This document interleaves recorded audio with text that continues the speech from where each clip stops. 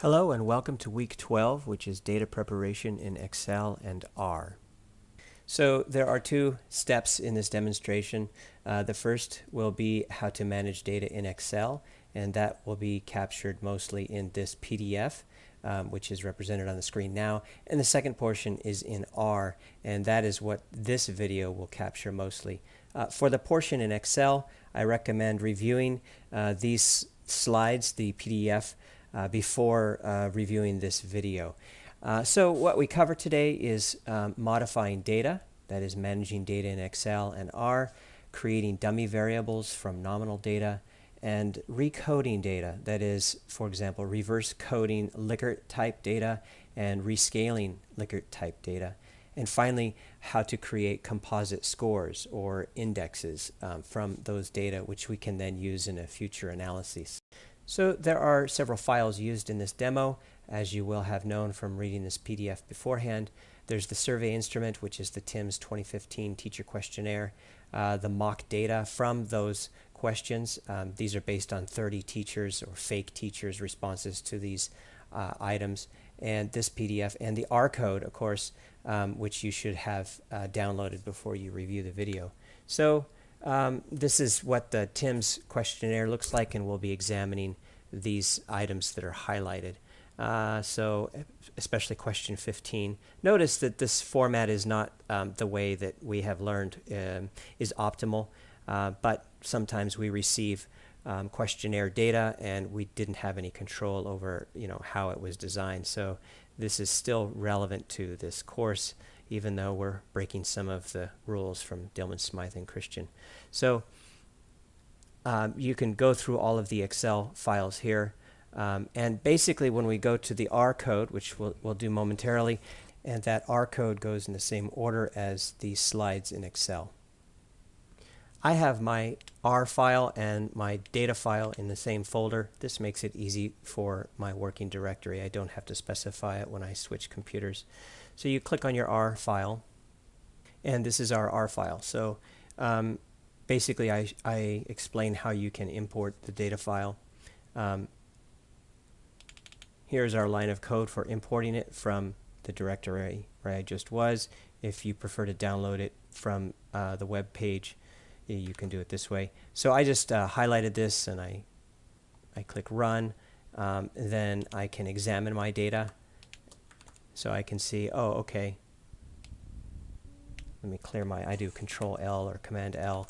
I can examine my data and I can see I have teacher ID as a variable or a column, the age, the degree of a person, which is coded according to that PDF of the TIMSS, whether they majored in mathematics or biology and so forth.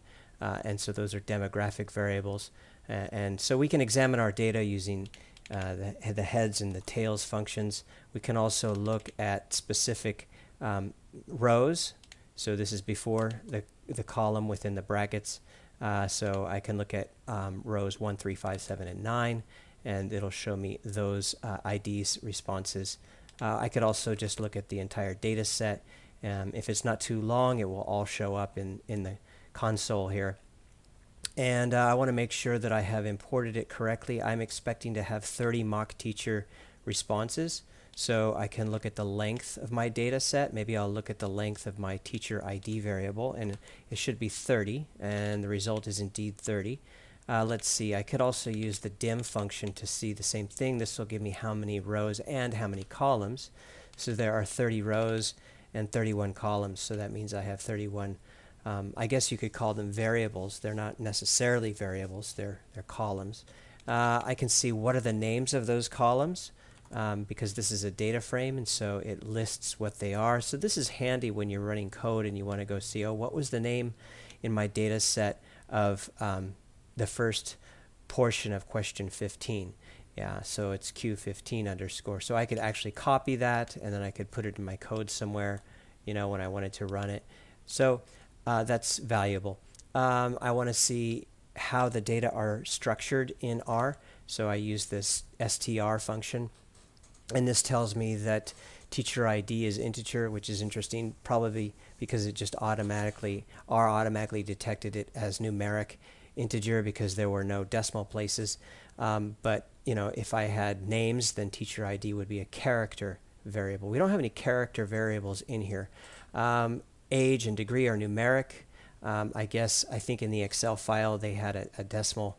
In the CSV file there was a decimal place with 2 zeros after, so R interpreted that as numeric. But these others are integer numeric, which means they aren't coded with decimal places, probably because in the CSV file they were just whole numbers.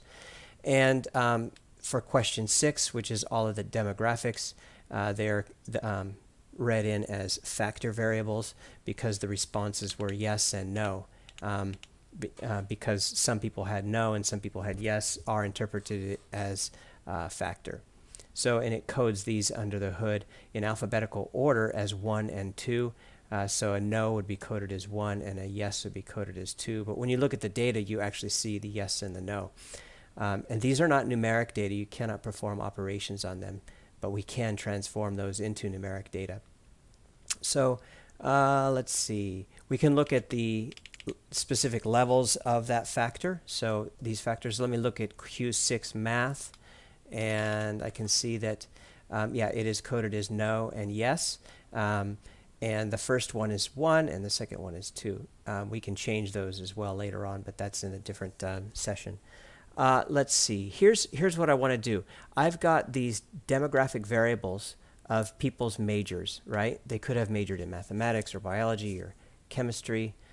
In fact, let me pull up that Tim's PDF. And indeed, yeah, it's asking, during your college or university education, what was your major or main area of study? Fill in only one circle for each row. I like this question because it's yes or no instead of check all to apply. But anyway, so what we want to do is create a variable that codes these teachers, whether they had a degree in education or not a degree in education. So I want any teacher who has said yes to education, mathematics, or science, or general to be coded as 1 in my new data, my new variable, and any teacher who has has said no to all of these or has missing data on these to be coded as 0. That's my new dummy variable. So let's look at the code for that. Basically, I can use with the if-else function, and so I say if their score on EdMath or their response on EdMath is equal to yes, or if their score on EdSci, this is just the name of the variable in my data set, is yes, or if their response to that third one, general education, was yes, then please code it as 1. Otherwise, in other words, the else, please code it as 0. So this will create a new variable and attach it to my Tim's data set at the very end. So if I look at my Tim's data set now, I don't see it. Like if I looked at the structure of Tim's, it's not listed. But in a minute, if I run this line of code, or right now, and then I look at the structure, so I just ran this code. I used Control Enter, but you could also just highlight it and click Run. And now if we go up to Structure Tim's, see we have now our newly created variable. It's numeric, and it's coded as 1s and 0s. And I know what those mean because I just defined it. So this is a way to create a nominal or a new dummy variable based on lots of different nominal data. And this is very handy when we're going to use it in a regression because we need enough responses in each category for these nominal data to function well in a regression. In other words, we won't have the statistical power to correctly estimate the difference between two nominal scores. So collapsing them into a bigger nominal variable is really user-friendly when you do the analysis. In other words, this approach of taking several nominal variables and from them creating a dichotomous variable is valuable for addressing research questions that might ask about the difference between these types of teachers. For example, if our question were, what are the differences between teachers who have their degree in education versus those who do not on a certain composite score that we're going to look at, such as their beliefs about how much learning should be student-centered in the classroom. Next, let's look at recoding response category data. First, we will look at reverse coding and rescaling data. Actually, both of those for question 15. So look at question 15. It has, the data are numerically coded, but their order is not logical. For instance, every or almost every lesson is coded as 1, but never is coded as 4.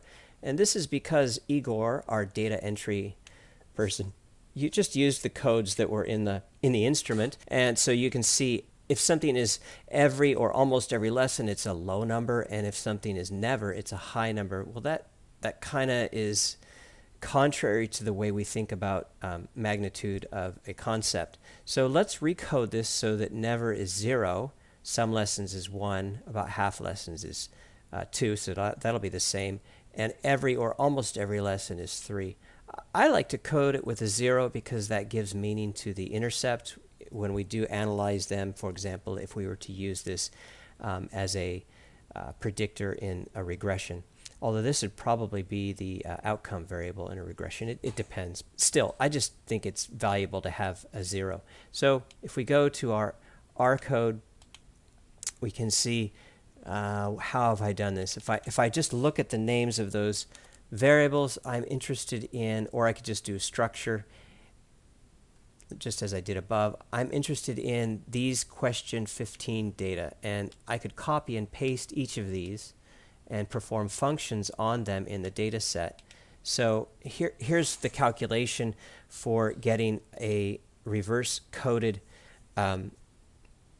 variable that is based on the original variable. I notice I just added an R to the end of it. So I'm creating a new variable, appending it to my Tim's data set, and I'm performing the function for, which is the number of categories I have, right? I have 4 categories here.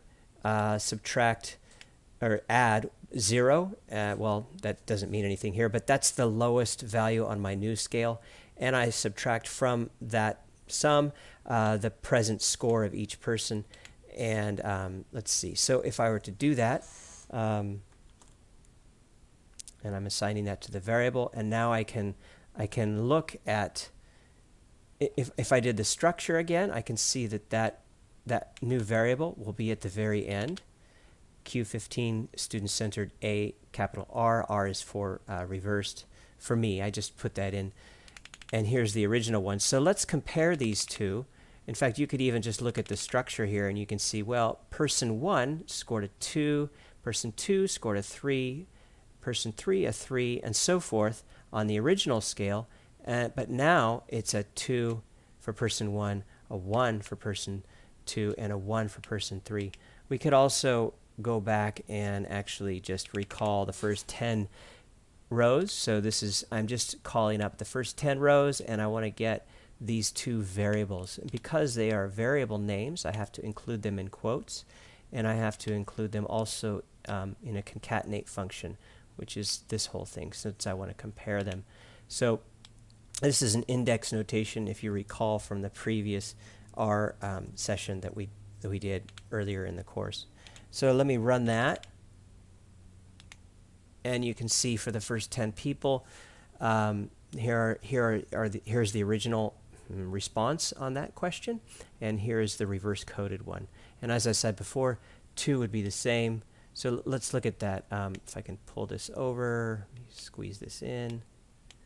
Yeah, so if somebody answered a 2, first person, yeah, that's answered a 2 because I said 0, 1, 2, 3. Okay, so that 2 makes sense.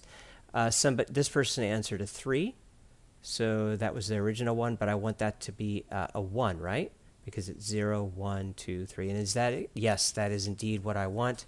And again, the same for that next person. This person answered a 1, so they said every lesson or almost every lesson. And I want that to be coded as 3 because I'm saying 0, 1, 2, 3. And is that what happens? Yes. It looks like my function is working in the way I hoped it to.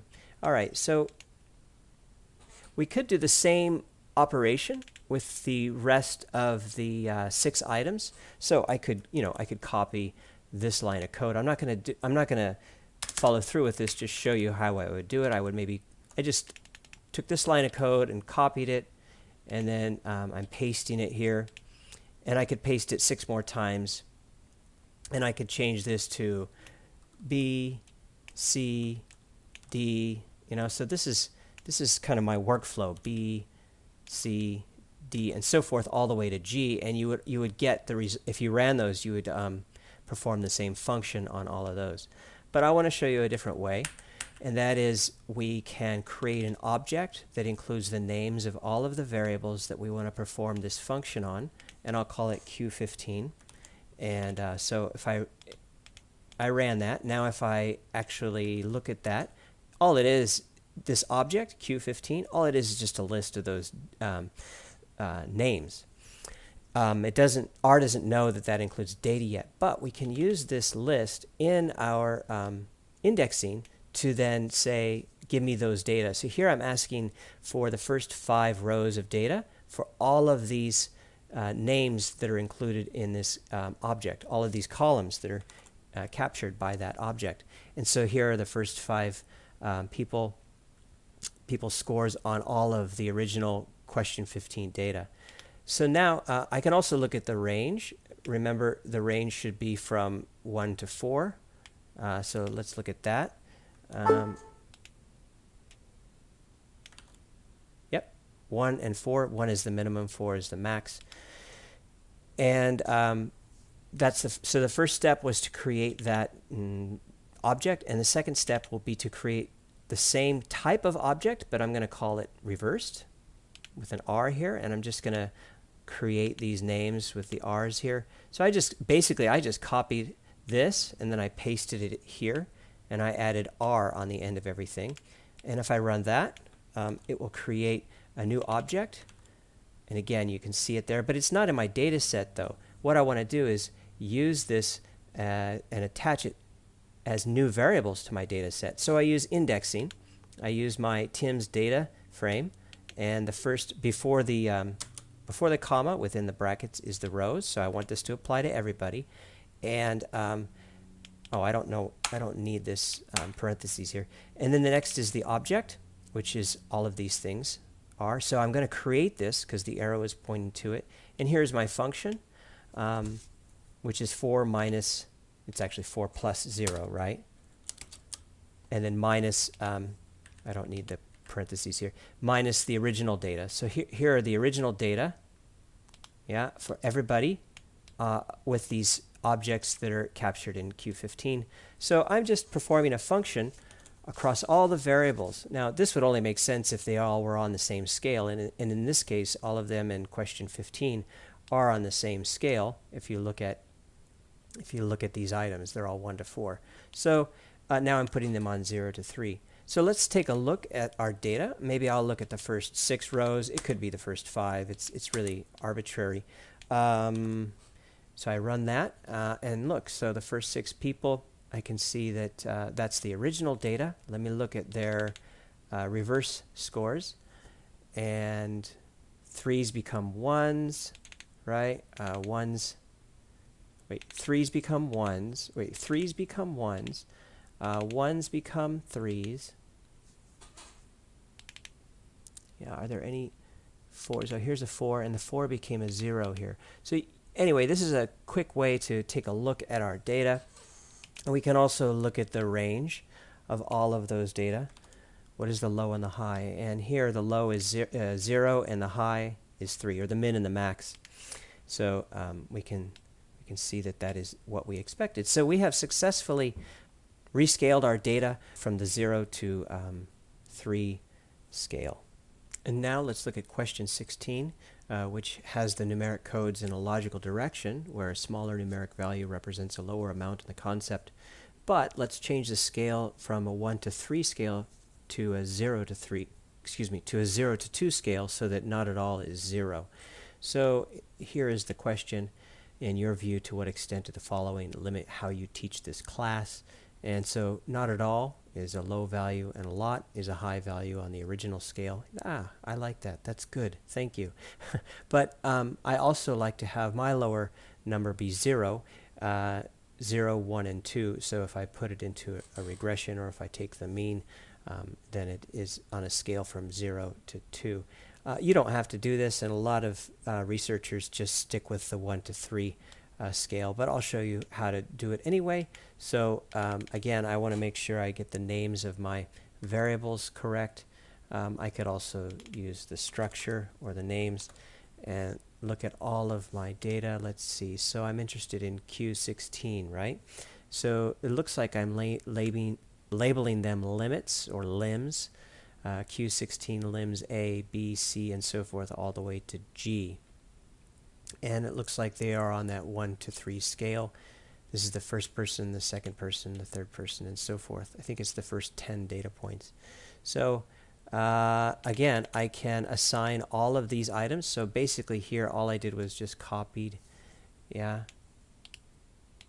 pasted these and put quotes around them, for everything. Actually, I just probably copied this and then change the A to a B and the B to a C and so forth.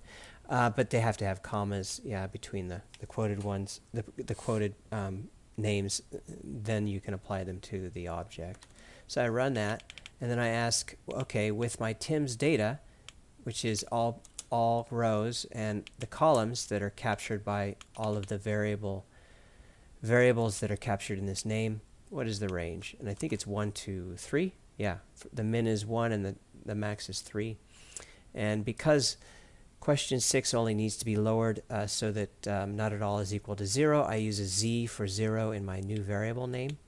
And I just added a z. I just basically copied this line and then pasted it to this line and then added a z behind everything. This is a nice way to be sure you can track your data. We might not actually use these, but there's no limit to the number of variables, as far as I know, that you can have in R. So it's good to do that. So I have created my new variable, and now I can perform the function on it, which is for all of the Tim's data. For all the Tim's data on Q16. That is for all of the rows, for all of these variables. Just subtract 1 and then assign that to a new set of variables. And now if I look at the structure, I can see I have successfully created these data, and I can see that here's my Q16 limbs A original. The first person had responded with a 2, the second person with a 1, and if I look at limbs A for the 0, it's again, obviously I have subtracted 1 from these. So you can see that the data are correctly. It's always good to check. Make sure that your calculation worked and that there are indeed data. So let's see, I could look at the range. It should be from 0 to 2. Yeah, the min is 0 and the max is 2. I could look at the names here. That's just to verify that those variables were created. And again, I can look at how it worked by also just looking at the first 3 people in this way. Up here I did it with the structure function. But I could also just do it with this kind of function, where I just say, hey, give me the first 3 people on these, and give me the first 3 people on these, and I can eyeball them and see, okay, that does look correct. My calculation does. Question 19 is similar to question 15 in that its response scale categories are in an illogical direction, at least how they are numerically coded. So let's do the same thing that we did with question 15 here with question 19. So here's question 19. It asks about, in teaching mathematics, how often do you ask students to do the following? Listen to me explain the new mathematics content. So I want to, they have coded this as every or almost every lesson as 1, the lower end of the scale, and never as 4 as the higher end of the scale. And I prefer to have these as 0 for never, 1 for some, 2 for about half, and 3 for every or almost every lesson. That way I can interpret the scale, which is when I run a regression, I would expect this to negatively predict. So that would make sense if the scale is in the same direction as the concept. So I'm only going to look at A, B, and C here, but we would do the same thing with all of these all the way through G. So here again, I'm creating an object called, arbitrarily, I'm calling it Q19 for clear reasons. And within this object, I have the names of all of my variables. I could run the structure function to list them to make sure I have named them correctly. I might copy that and paste it there, just to be sure that I have these names correct. Otherwise, I will get an error.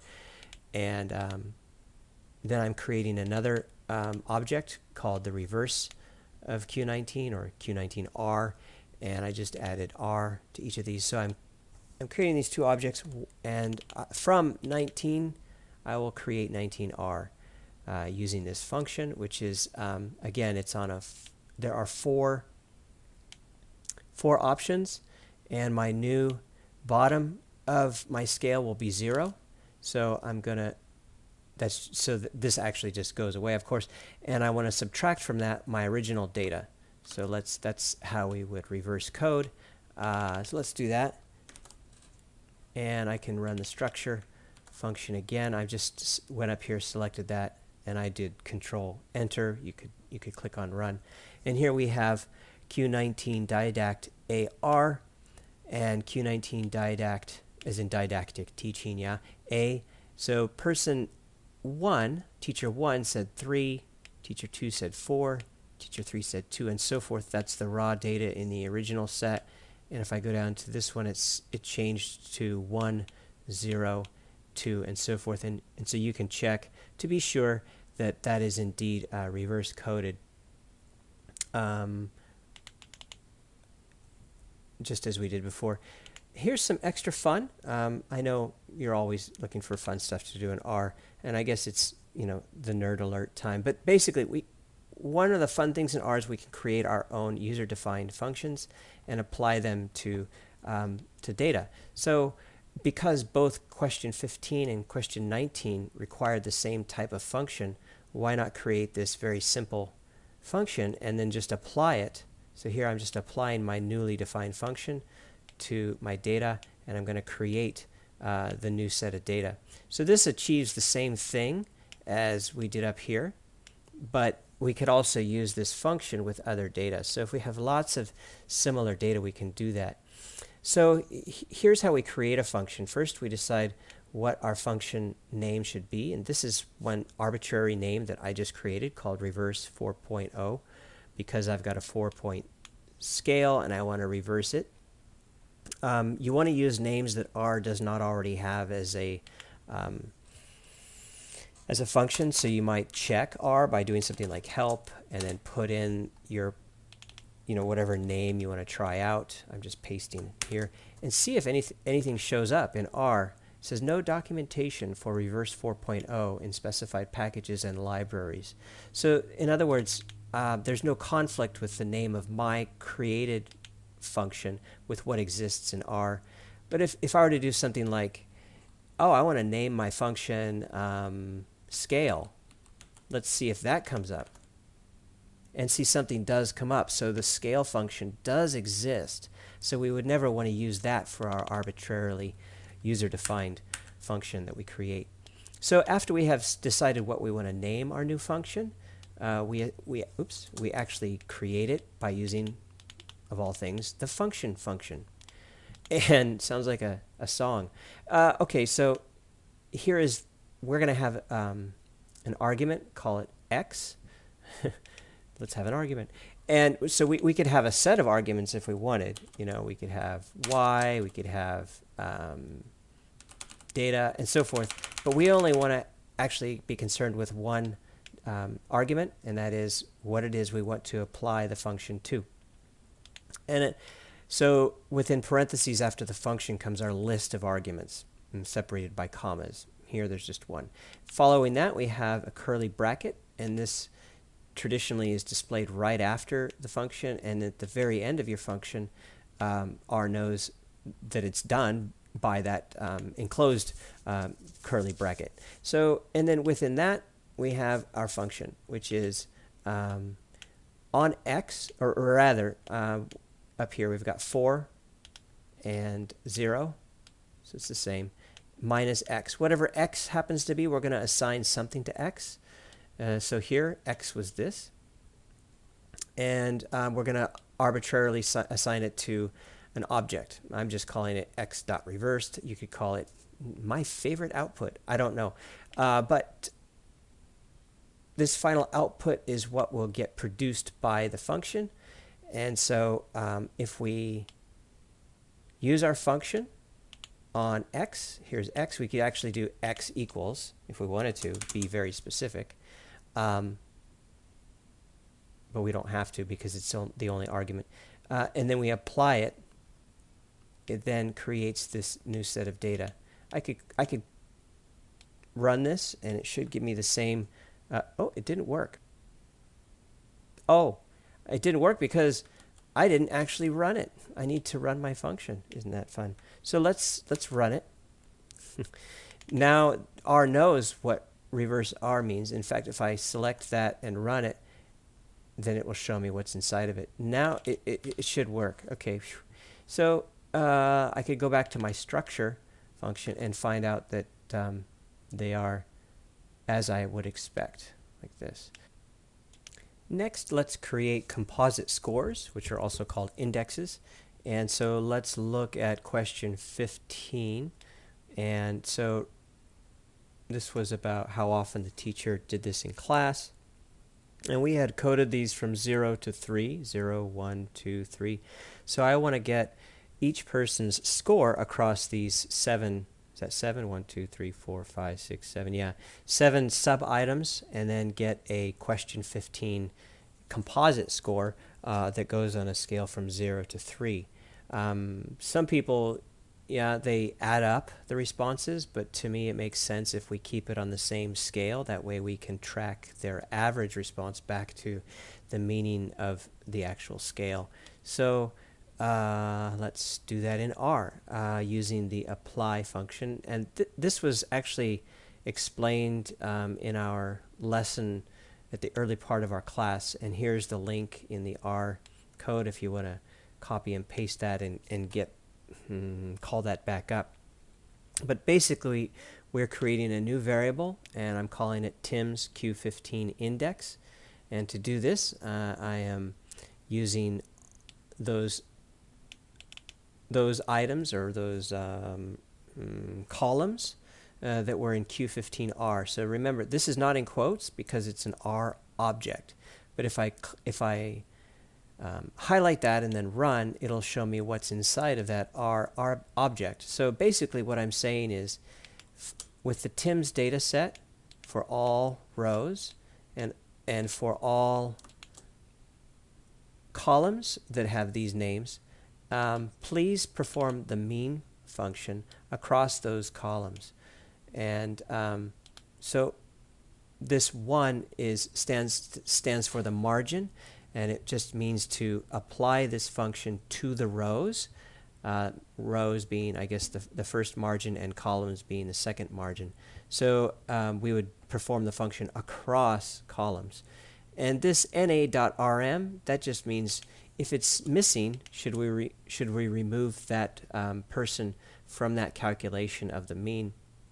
Or rather, should we remove that, not the person, remove the item from the mean. So if a person didn't answer number Q15BR, and maybe person 2 didn't, so instead of a 3 maybe it was NA, then it would still calculate that person's mean across the other A through G items, and therefore we get the score of that person on those questions for which they answered, and it's still on the same scale of 0 to 3. So that's kind of useful if we have this na.rm. That just means if it's NA, meaning missing, remove it, true. So let's run that and see what we get. So there's no error. That's good. Let's see.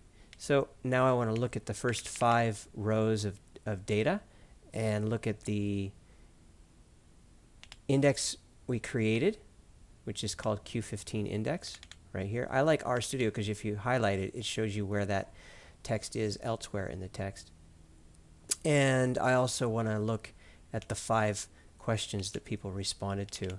So let's do that. So for person 1, they responded 2, 2, 3, or rather we recoded it 2, 2, 3, 3, 2, 1, 3. So if you add all of those up and divide it by 7, you will get 2.2857. And that's the same as we have in our Excel file in the PDF demo.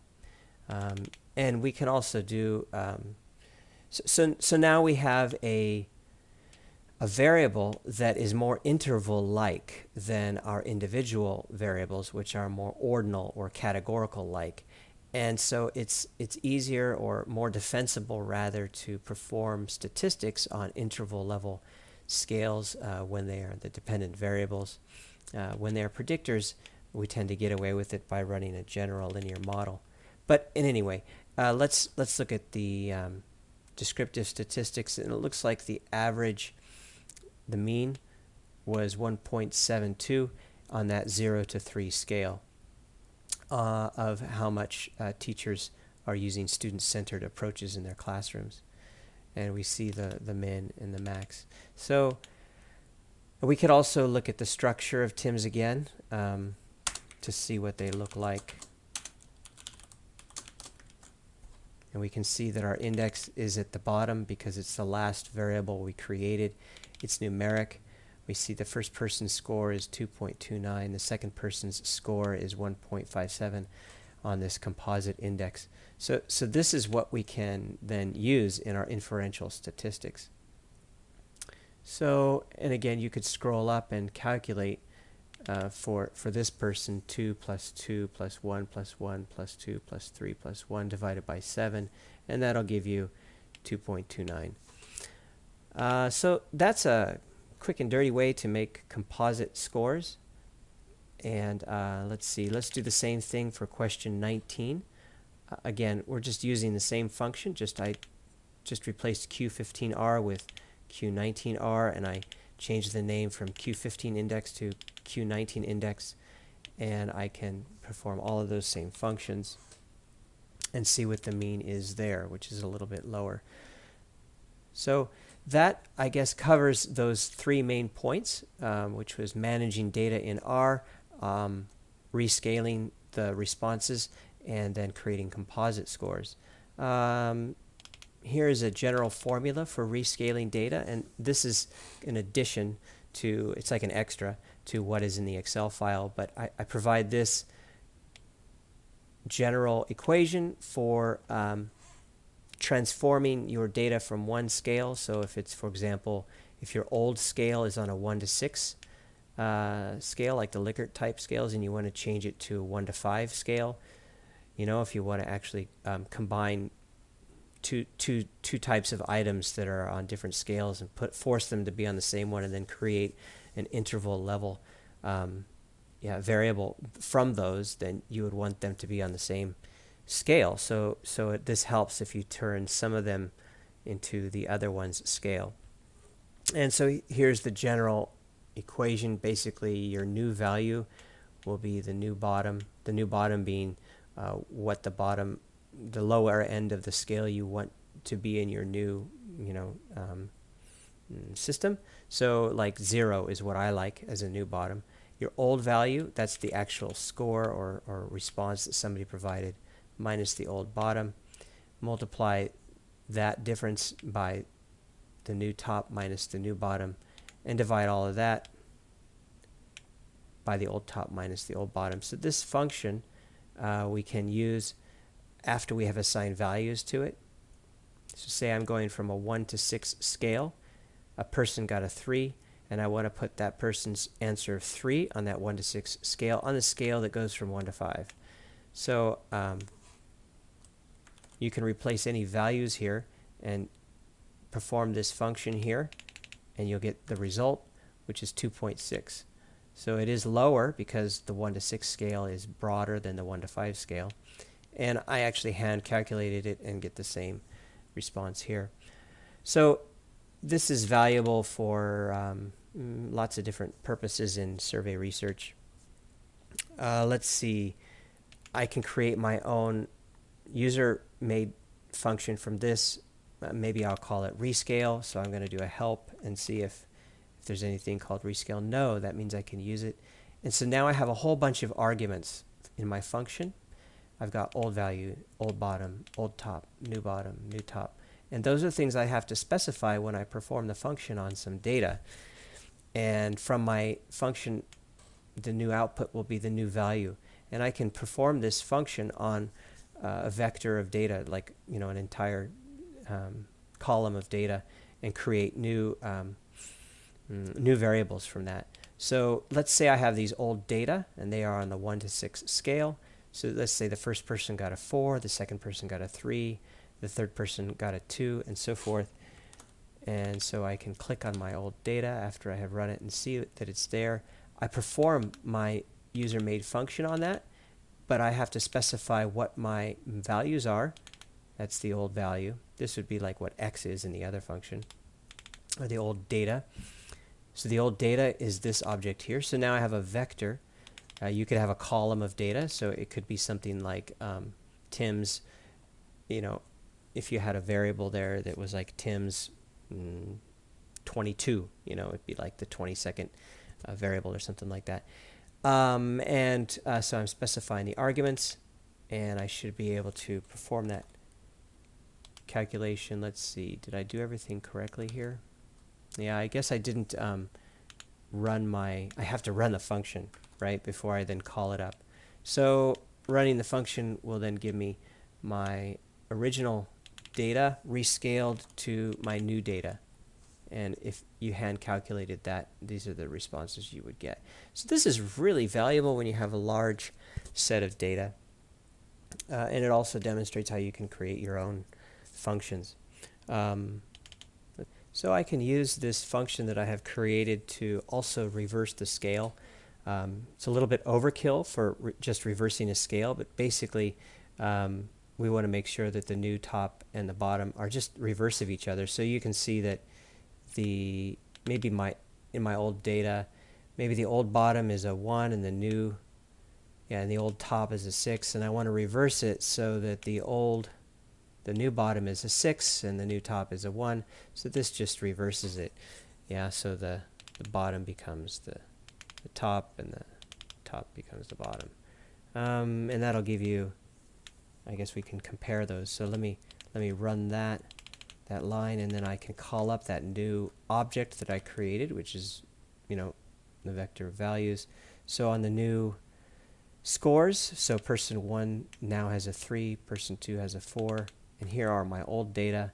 Person 1 had a 4 and person 2 had a 3 originally. So, if you don't want to use that function above with questions 15 and 19, this is another way to do that, is just to have a general rescaling function.